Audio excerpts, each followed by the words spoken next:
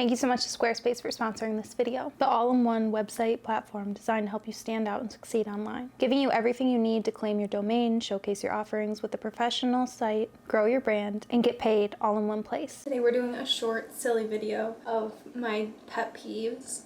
I've done fashion pet peeves on this channel a lot, maybe twice, and when I'm coming up with the fashion pet peeves, I always come up with just like lifestyle and other category pet peeves. So these are those. They're all lighthearted and good fun, and I don't think any of them are offensive.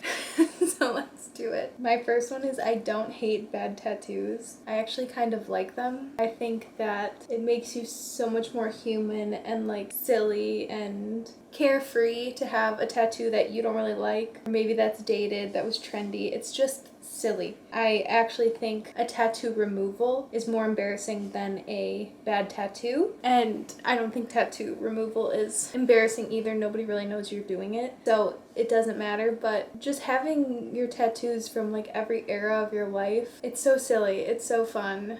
Just keep it. It's not that deep. I understand that you have to like look at it all the time, but like a mental exercise of like just try not to care. Try to get over it. I don't know.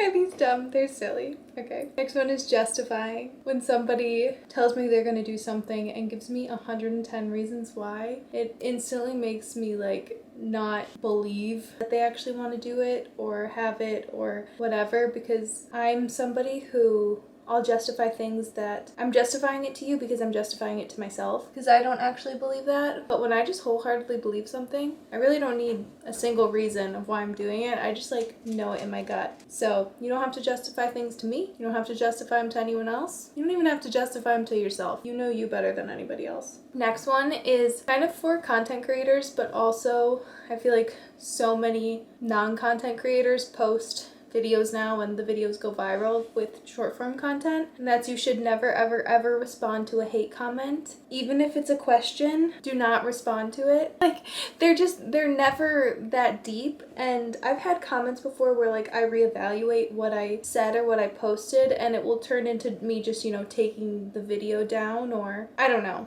But it's never me responding to a hate comment justifying to that one person. It's literally not worth your time, even if that's the top comment on your video. I recently had this video go a lot bigger, I don't even want to say viral, on Instagram, but it's got like over 3 million views, which for me is viral, but I know that's not viral. And I did the same video on YouTube. It's the like trendy phrase of is it a fit or is she just skinny? And people took it the wrong way. And I'm sorry, but that's on them for taking it the wrong way. And, you know, half the comments understood what I was saying. And the other people, like, hate comments a lot of times are themselves putting it into how they think about it and how they feel about it. It has nothing to do with you. It has to do with the hate comment. And when I see, like, influencers especially, like, respond to hate comments and trying to be, like, funny or witty or, like, sometimes just mean back, it always comes across bad. Like, you look like you care, you sound like it got to you, and you most of the time looks like a bitch. Just don't answer it. It's just one person, it doesn't matter. And especially if your thing you posted, you know wholeheartedly you didn't do anything wrong, or what they're commenting about is not what you said at all, leave it. Sorry if that sounds bad. You'll never come across sounding good to a hate comment. The only hate comment I could see responding to is if somebody is like asking a question and trying to be mean, and you just answer it 100% honestly. Do never use sarcasm. Then they just look dumb. I can't think of any like examples right now, but I don't even do that because it's not worth my time. And sometimes when the creator comments on the hate comment, it like fuels this fire in the comment section, and then everybody goes crazy and is mean to each other. Next pet peeve, I guess these are pet peeve hot takes, is to go to bed angry. If you and your partner, or you and a friend, or you and a family member get in a fight, never ever ever try to hash it out. I swear this is what has saved Rain and my relationship so many times, because not saying we never fight. Honestly, we fight a lot less now because I feel like we just don't have as much time on our hands. A toddler and me being pregnant. But this was like a Brandon thing before, and I've kind of adopted it and really liked it, because I used to just want to like talk it out, figure it out before we fell asleep, figure it out before we left each other for the day or whatever when we didn't live together. 9 times out of 10, if we did it that way, I would say so many things that I instantly regretted, or, you know, you're emotions are level 10. Sometimes Brandon and I would not talk to each other for like 3 days because we're both just sitting with how we feel and taking it all in. And by the time those 3 days passed, you either realize that it didn't matter that much or have come to a good conclusion of like what you're gonna say and what you want fixed. So especially if you live together, just go to bed angry. Spend a few days angry. Like nothing has to be solved that quickly. Okay, and the next one goes with that, but I have never regretted slowing down. This is again something I have definitely adopted from Brandon, but even like trying to solve a fight that day instead of taking a week to do it, I've never regretted taking all that time to figure it out. I've never regretted slowing down in like not moving out of my parents' house immediately, or Brandon, Lou, and I lived in a studio apartment. We had a newborn in a studio, and I didn't regret just instantly moving into the first house we found, and really marinating in every like time of my life, every era of my life, also marinating in the bad,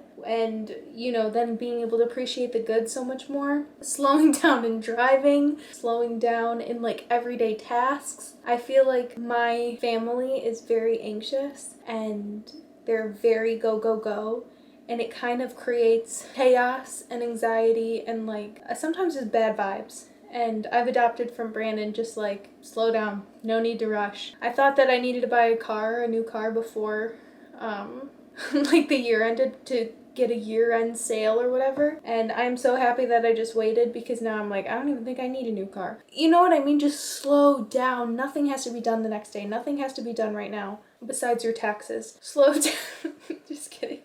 Okay, I feel like I have so many more examples of that, but I can't think of them. Okay, the next one is just like random, but how do we have AI? Well, we don't have a machine that can crochet. Like, I truly can't wrap my head around this. And maybe someone's gonna comment that a machine has come out to crochet, but I mean, I've never really looked it up, I feel like. But anytime I hear anybody talk about crochet, it's that a machine can't do it. A machine can knit, but a machine can't crochet. What do you mean nobody can figure out how to get a machine to crochet? Not saying that we even need it necessarily, but I think about it often. And it really blows my mind.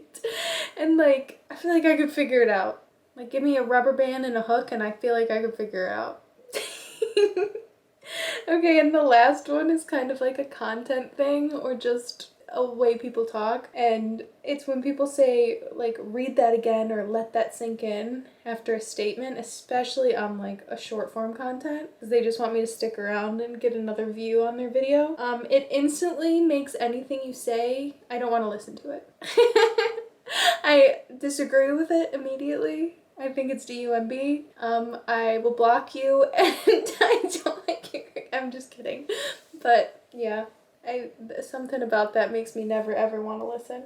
Before we get any further into this video, I wanted to say thank you so much to Squarespace for sponsoring. You guys already know I've been using Squarespace since college. It was the first place I ever designed a website and the last place I'll ever design a website. I've used it as a portfolio when job searching. I've used it as a blog for writing and photography, and I've even used it as an online store, which I think is my favorite way. I know a lot of us resell our clothes, and it's actually so easy to start your own Squarespace website to do this, and cutting out the middleman and all those extra fees that other platforms take out. You can use your Squarespace store to sell products. Like in my case, I've sold merch or my clothes, but you can also use it for services or both. It gives you everything you need to grow your business and get paid all in one place. There's easy online payments and built-in tools for shipping, inventory, and fulfillment. You can simplify your workflow and give customers a seamless shopping experience. There's also expanded global shipping costs. You can automatically calculate the shipping cost using real-time rates from local carriers based on the destination, size, and weight of each order. It eliminates manual calculations and avoids over or undercharging customers. This is the secret to cutting out the middleman, because this was something that scared me and was impossible to figure out on my own, and Squarespace makes it easy. You can also use your Squarespace to sell content and create member-only only content for your community. Monetize your content by selling online courses, videos, and memberships. You simply set the price and choose whether you want it to be a one-time fee or a subscription for access. All my family members use Squarespace. Anytime somebody needs a website, I tell them to use Squarespace. If you feel like you need a place for your content or your resume, your clothing, anything to live, Squarespace is the place for you. Head to squarespace.com/LanieOzark to save 10% off your first purchase of a website or domain using code LanieOzark.